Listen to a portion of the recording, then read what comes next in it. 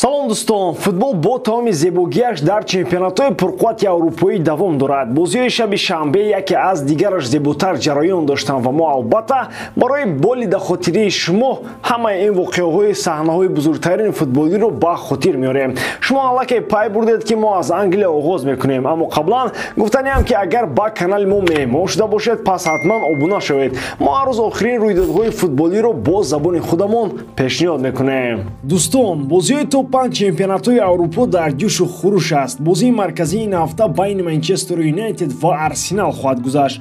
Оё лондониҳо метавонанд ҷойи аввалро дар ҷадвали холҳо нигоҳ доранд, нигоҳ накарда ба осебҳои паёпаи футболбозонаш. Тамошои ин ва дигар рақобатҳоро бо 1x ҷолибтар кунед. Дар он ҷо регистратсияи осон, пур кардани маблағ аз тамоми гӯшаву канори дунё, вале аз ҳама муҳим, бонус то $100 дар аввалин пардохт бо промокоди AMG 0777. Ссилкаи бозӣ дар комментария. Ба ҳама муваффақият. дар Албиони Туманпеш бозиҳои даври шашум сурат гирифтанд. Дар бораи онҳо ба тартиб суҳбат мекунем. Дербии Мерсайд ба ҳар ҳол бозии марказии давр буд. Ҳарчанд Эвертони Лемпард хеле бад бозӣ дорад, ҳавою фазои дерби куллан дигар мебошад. Аз аввал то охир ин рақобат мухлисонро ором гузошта натавонист. Воқеан ҳам бозӣ ҷолиб буд, аммо беголӣ андаке шавомати онро коста гардонд. Ду бозигари беҳтарини рақобат ҳарду дарвозабон шуданд. Аз байни онҳо агар интихоб кунем, пас голкипери Эвертон Ҷордан Пикфорд беҳтар буд, чунки шумораи сейвҳояш бештар буданд. 8 маротиба дарвозабони тими мунтахаби Англия дарвозаашро аз гол эмин дошт. Ҳавои дерби ба футболбозони Эвертон илҳом бахшид ва онҳо дар ин рақобат хеле олӣ бозӣ карданд. Мусовиро метавон ба нафи Эвертон шумурд. Дастаи клуб бошад дар оғози мавсим он қадар хуб ҳунарнамоӣ надорад. Онҳо ба мавсими нав омода набуданд. қаҳрамони Англия Манчестер Сити дар ин бозӣ бо Астон Вилла майдондорӣ кард. Бермингемиҳо хеле бад бозӣ доштанд, вале Ҷерард барои аз вазифа барканор нашуданаш бояд ба дарвозабони даста Мартинез раҳматҳо гӯяд. Голи Холланд ки дар ин мавсим барояш даҳум аст, ба Шаҳриё ғалаба наовард. Бейли тавонист ҳисобро баробар кунад. Челси бошад дар ниҳояти кор пас аз душвориҳои зиёд тавонист зафар ёбад. Фафонаи беш аз 80 миллиона дар рақобат бо Вест Хэм дебют карда баҳои хуб гирифт. Баҳои аълоро Бенҷамин Чилвелл соҳиб шуд. Бозингари англис бозиро 180 дараҷа тоб дод.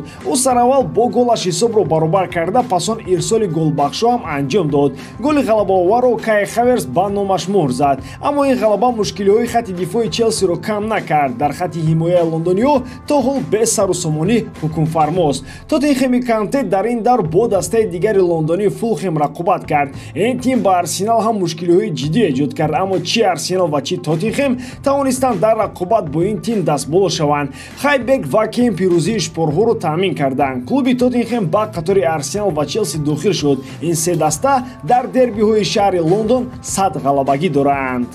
натиҷаҳои дигари Англия чунин шуданд. Брентфорд Лидсро бо натиҷаи 5-2, Вулверхэмптон Саутгемптонро 1-0 ва Бормут Ноттингемро 3-2 шикаст доданд. Ҳамчунин Ньюкасл ва Кристал Пэлас бозиашонро бе гол 0-0 ба поён расонданд. Дар Италия таваҷҷӯҳи асосӣ ба варзишгоҳи Сан-Сиро равон шуд. Он ҷо аввалин дербии мавсими ҷорӣ байни ду дастаи Милан баргузор шуд. Рақобат аз аввал то охир мухлисонро ором нагузошт. Интер пас аз голи Брозович умуман дар бораи ҳамла фаромӯш кард. Милан фишорро бештар намуд. Тонали ва Бинасер дар маркази майдон шоҳ буданд. Дар ниҳояти кор Рафаэл Лео дар танҳоӣ ҳамаи корро ҳаллу фасл кард. Футболбози Португалӣ 2 гол зада, як партофти дигари голбахшо ба Жиру дод. Интер дар охир хеле зиёд кӯшиш кард. Лаутаро чанд имконияти хубро аз даст дод. Менян 2 сейфи тақдирсоз кард.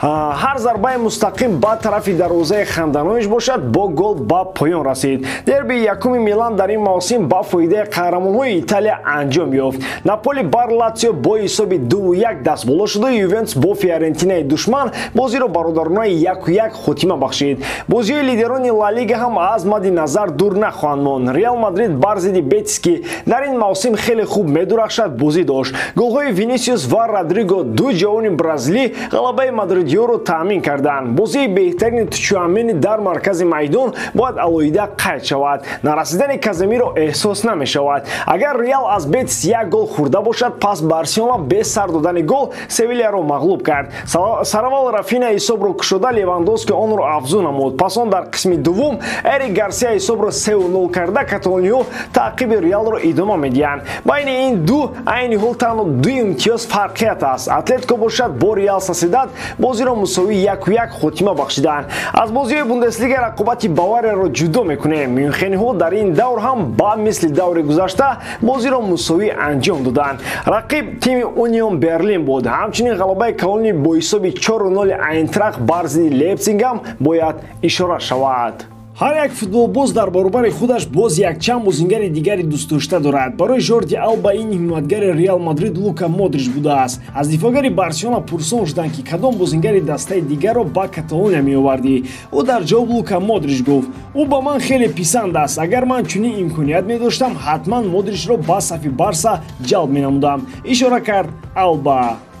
ва аммо Жорди чунин имконият надорад. Худи Модричам ба Барселона намегузарад. мағзи устухонаш мадридист. Моҳи июл қарордоди нимҳиматгари хорватӣ бо Реал то тобистони соли 2023 тамдид шуд. Рафтани ё нарафтани ӯ аз натиҷаҳои инфиродии ӯ, осибҳои ҷисмонӣ ва мавқеи даста вобаста хоҳад буд.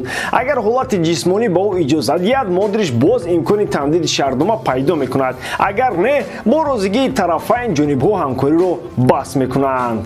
ҳолати Роберто Фирмино дар Ливерпул шахсро ҳайратзада мегардонад. Дар ҳолате ки Нунес ба мерсайдиҳо кӯмак карда натавонист, футболбози бразилӣ ҷои ӯро дар майдон гирифта аз Дарвин натиҷаҳои беҳтар нишон дод, вале бо баргаштани ҳамлагари уругваӣ Боби аз ҳайати асосӣ боз берун шуд. ҳама ин ба норозигии футболбоз овардааст. Дар авзанаи трансферӣ пайсаршуда Ювентус ба ҷалби ӯ наздик буд, вале гузариш амалӣ нашуд. Ин ҳолатро Ньюкасл мехоҳад ба нафи худ истифода барад.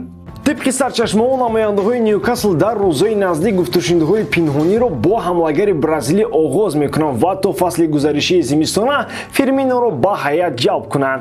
То ҳол маълум нест ки худи Роберто ба пешниҳодҳо ва таваҷҷӯҳи Ньюкасл чӣ гуна муносибат дорад. ба ҳамин тамом, бори дорам ки ҳаҷоткории ман ба шумо писанд меояд. Лайк, комментария ва дар канал обуна шуданро аз ёд набароред. Бо шумо мисли ҳар вақта Муҳаммад Гайров. Хай бародарон, дар паноҳи Аллоҳ.